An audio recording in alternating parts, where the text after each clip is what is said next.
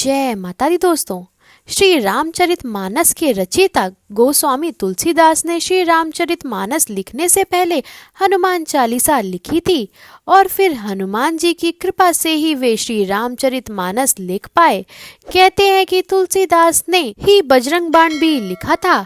तो आइए जानते हैं कि बजरंग बाण का पाठ क्यों करना चाहिए और क्या सावधानी बरतनी चाहिए। कहते हैं कि गोस्वामी तुलसीदास पर काशी में किसी तांत्रिक ने मारण मंत्र का प्रयोग किया था। तब तुलसीदास जी के शरीर पर फोड़े निकल आए थे। इसके बाद तुलसीदास जी ने ही बजरंग बाण का पाठ पढ़कर हनुमान जी से गुहार लगाई थी। बजरंग बाण के पाठ से एक दिन में सारे फोड़े ठीक हो गए थे। तभी से माना जाता है कि ये पाठ शत्रुओं पर अचूक वार करता है। तो दोस्तों, अगर आपको ऐसी हिंदू धर्म से जुड़ी बातें और हनुमान जी से जुड़ी बातें जाननी हो तो हमारे चैनल को सब्सक्राइब जरूर कर लें।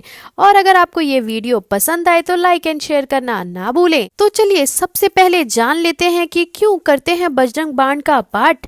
बहुत से व्यक्ति अपने कार्य या व्यवहार से लोगों को रुष्ट कर देते हैं। इससे उनके शत्रु बढ़ जाते हैं।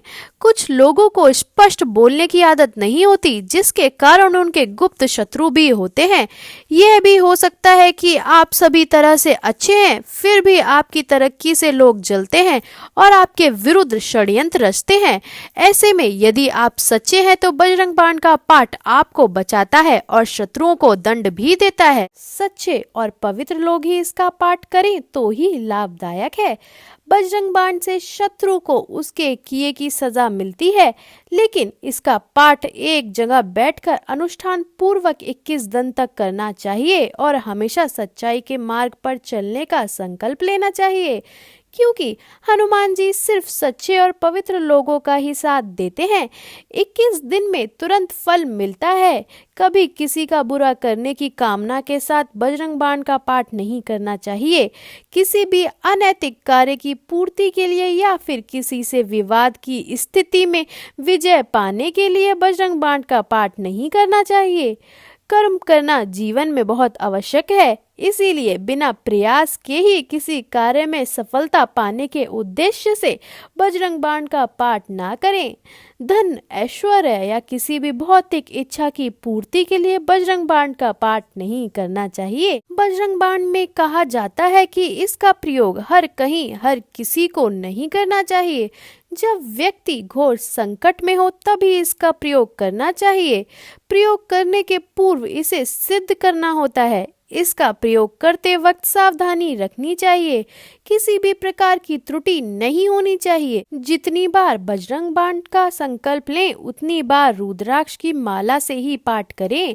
बजरंग बाण का पाठ करते समय ध्यान रखें कि शब्दों का उच्चारण साफ और स्पष्ट होना चाहिए। अगर आप किसी विशेष मनोकामना की पूर्ति के लिए बजरंग बाण का पाठ कर रहे हैं तो कम से कम 41 दिनों तक यह पाठ नियम पूर्वक करें। आपको जितने दिन तक बजरंग बाण का पाठ करना हो उतने दिन में ब्रह्मचर्य का पूर्णतः पालन करना चाहिए। जितने दिन भी आपको बजरंग बाण का पाठ करना हो उतने ही दिन तक किसी भी प्रकार का नशा या तामसिक चीजों का सेवन भूलकर भी नहीं करना चाहिए। बजरंग बाण का पाठ करने के लिए हनुमान जी के चित्र या मूर्ति के समक्ष कुशासन पर बैठकर विधिवत उनकी पूजा अर्चना करने के बाद ही इसका पाठ शुरू करना चाहिए। बजरंग बाण का पाठ अक्सर शनिवार को ही किया जाता है, परंतु मंगलवार को भी इसका पाठ किया जा सकता है। बजरंग बाण का पाठ करने के पूर्व संकल्प अवश्य लें। इसके अलावा राम जी की स्तुति जरूर पढ़ें और फिर विधिवत पूजा करने के बाद पाठ करें। पाठ पूर्ण हो जाने के बाद भगवान राम का स्मरण और कीर्तन जरूर करें। पाठ के पूर्व घी का दीपक जलाएं जिसमें 5 बत्ती हो। इसी के साथ गुग्गल की सुगंध भी फैला दें। हनुमान जी को चमेली का तेल, गुड़, चना, जनेऊ, पान का बीड़ा आदि अर्पित करना चाहिए। चूरमा, लड्डू और अन्य मौसमी फल भी अर्पित कर सकते हैं। घटना दुर्घटना को राहु, केतु और शनि अंजाम देते हैं। जैसे अचानक आग लग जाना, आपकी गाड़ी का एक्सीडेंट हो जाना या फिर मुसीबत में अचानक आ जाना। हनुमान जी आपको सभी तरीके की घटनाएं या दुर्घटनाओं से बचा लेते हैं। इसके लिए आप सदा ही उनकी शरण में रहकर प्रतिदिन बजरंग बाण का पाठ भी कर सकते हैं।